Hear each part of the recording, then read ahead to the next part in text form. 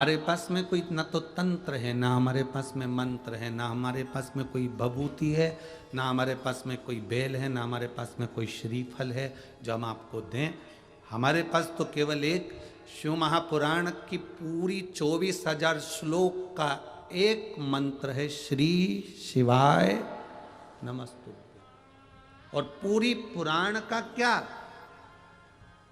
6 शास्त्र निकाल लो, 18 पुराण निकाल लो, पूरे वेद निकाल लो, और पूरे वेद और शास्त्र और पुराण का निचोड़ केवल एक ही है, शंकर जी पर एक लोटा जल।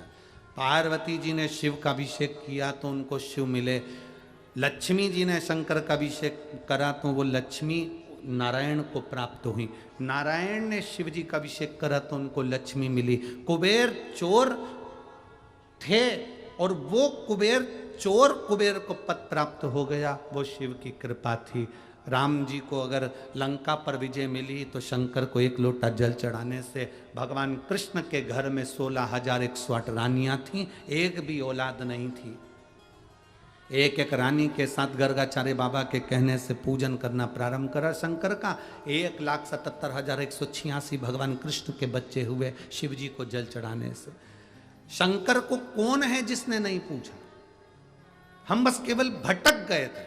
हमें लगता था हम यहाँ जाएंगे तो यहाँ से फायदा हो जाएगा, यहाँ जाएंगे तो यहाँ से फायदा हो जाएगा, वहां जाएंगे तो वहां से फायदा हो जाएगा। लोगों ने केवल तुम्हारा देखा जाए तो तुम्हारे धन का शोषण करा है कि हमारे पास आ जाओ, हम तुमको अच्छा कर देंगे, हम तुम्हें सुख दे देंगे, हम तुम्हारे घर में ऐसा कर देंगे, हम शांति कर देंगे, हम तुम्हारे घर में ऐसा कर देंगे। लोगों ने केवल तुमसे धन खींचा और उसको पूर्ण तरह से तुम्हारे हृदय से फिर सनातन धर्म दूर होता चला गया कि ये तो सब ढोंगे, प्रपंच, छले। लोगों ने उसको ये मानना चालू कर, पर धीरे धीरे आप लोगों ने जो शंकर को एक लोटा जल चढ़ाना प्रारंभ करा, ये समझ गए आप कि राम जी ने शिव को भजाए, कृष्ण ने शिव को भजाए, जनक जी ने शिव को भजाए, दशरथ जी ने शिव को भजाए, दत्त ने शिव को भजाए, स्वामी समर्थ ने शिव को भजाए, हरि विठल ने शिव को भजाए। ये तुम्हारी समझ में आ गया।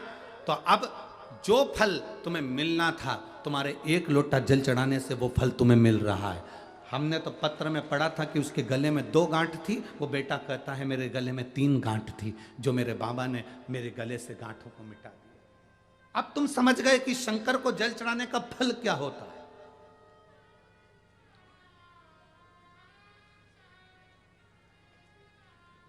हमसे लोग प्रश्न करते हैं, गुरुजी आपकी कथा में ये इतने लाखों भक्त जाते हैं, सुबह 9 बजे की कथा और ढेर लगा हुआ है गाड़ियों का, अंबारियां रोड पूरा जाम पड़ा हुआ है, लोग पूरे रात इंतजार कर रहे हैं, भजन कीर्तन कर रहे हैं पूरी रात लोग।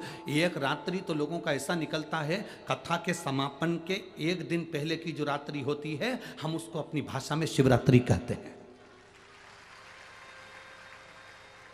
लोग कहते हैं 5 दिन की कथा में जो चौथे दिन की रात्रि होगी वो शिवरात्रि कहलाएगी, 7वें दिन की कथा में 6ठे दिन की जो रात्रि रहेगी वो शिवरात्रि कराएगी। पूरी रात लोग यहाँ भजन करते हैं, कीर्तन करते हैं, मंत्र जाप करते हैं, भंडारा चलाने वाले भंडारा चलाते हैं, कोई चाय पिला रहा है, कोई दूध पिला रहा है, कोई नाश्ता करा रहा है, कोई बिस्कुट बांट रहा है, कोई कुरकुरे बांट रहा है। पूरी रात लोग बांटने का काम करते हैं और भजन करने का काम करते हैं। और दूसरे दिन फिर शिव पुराण की कथा होती है, हम उसको शिवरात्रि कहते हैं। भले महीने में एक शिवरात्रि आती होगी, पर यहाँ शिव महापुराण की कथा में तो जो हर 7 दिन में 5 दिन में जो कथा होती है उसमें हर एक कथा में शिवरात्रि आती ही है। रात्रि का समय भजन का, कीर्तन का, सुबह का समय कथा का होता है। अब तुमने इतना भजन किया, कीर्तन किया, मंत्र जाप किया, पंडाल में बैठकर भगवत नाम लिया और सुबह तुमने कथा सुनी। जब कथा सुनते हो और श्री शिवाय नमस्तुभ्यम का जाप के साथ में बाबा से प्रार्थना करते हो तो बाबा कैसे ना देगा। पूरी रात जगे हो, पूरी रात चले हो, गाड़ी चला कर आए हो, भजन करते रहे, तो क्यों नहीं देगा वो। तुम उसके लिए अपना घर परिवार सब छोड़कर कथा के पंडाल में 7 दिन तक पड़े रहे, तो क्या वो कैलाश छोड़कर तुम्हारी दुख की घड़ी में तुम्हारे दरवाजे पर नहीं खड़ा होगा।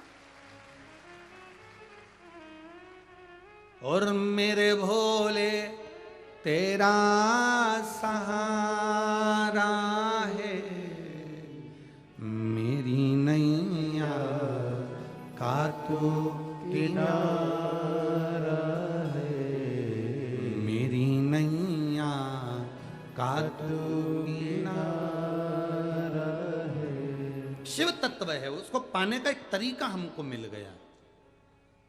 अब उस तरीके को हमने जान लिया तो वो परमात्मा हमें मिल गया।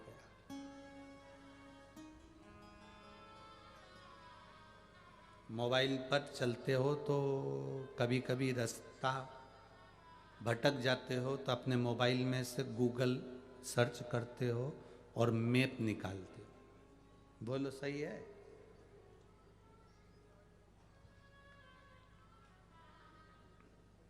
गूगल गाड़ी में जाने का रास्ता बता देता है।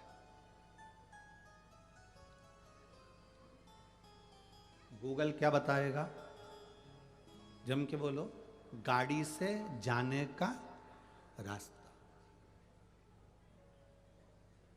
आजकल ड्राइवर बड़े चतुर हो गए, वो गूगल मैप लगाकर और बोल दो उनको कि हमें श्रीमान जी के यहाँ जाना, वो उस पर टाइप करके लगा देते हैं और बिल्कुल उसी के दरवाजे पर पहुंचा देते। गूगल गाड़ी से जाने का रास्ता बताता है।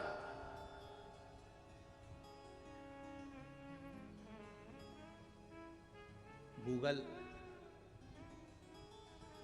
गाड़ी से मंजिल तक पहुंचा देता है।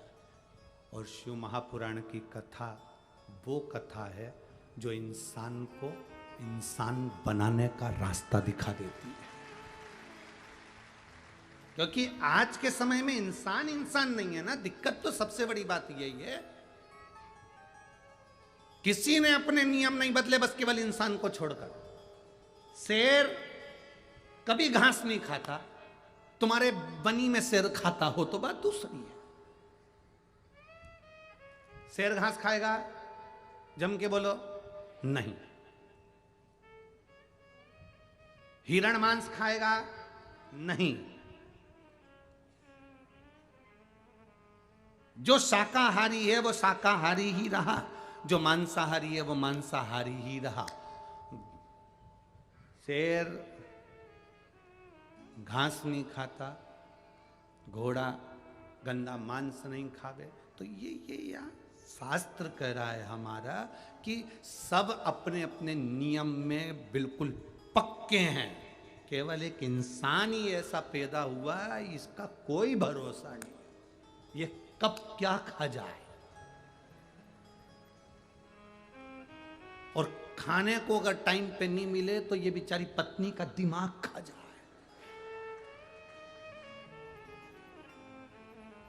तेरे को तो कोई सुधि नहीं है? तुझे नहीं मालूम मुझे ऑफिस जाना है? तुझे नहीं मालूम मुझे दुकान जाना है? तुझे नहीं मालूम मुझे काम पे जाना है? 2 पराठे पहले से बना देना था। बैठी है, मोबाइल चला रही है। अगर इसको खाने को नहीं मिले टाइम पे तो ये दिमाग भी खा सकता है।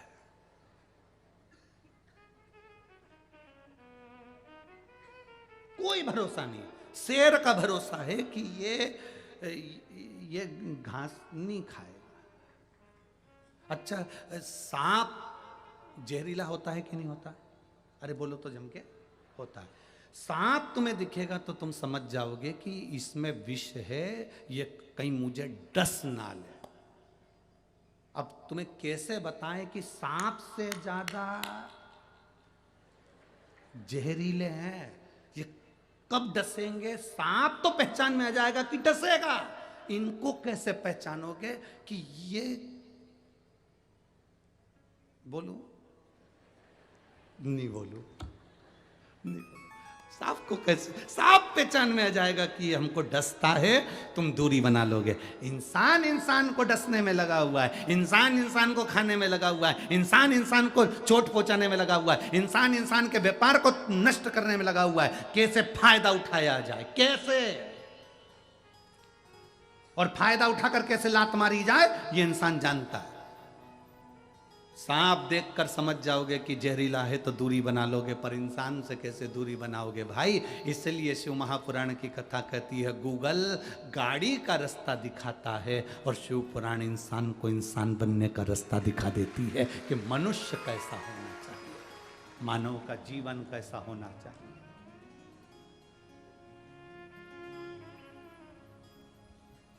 किसके भरोसे रहें?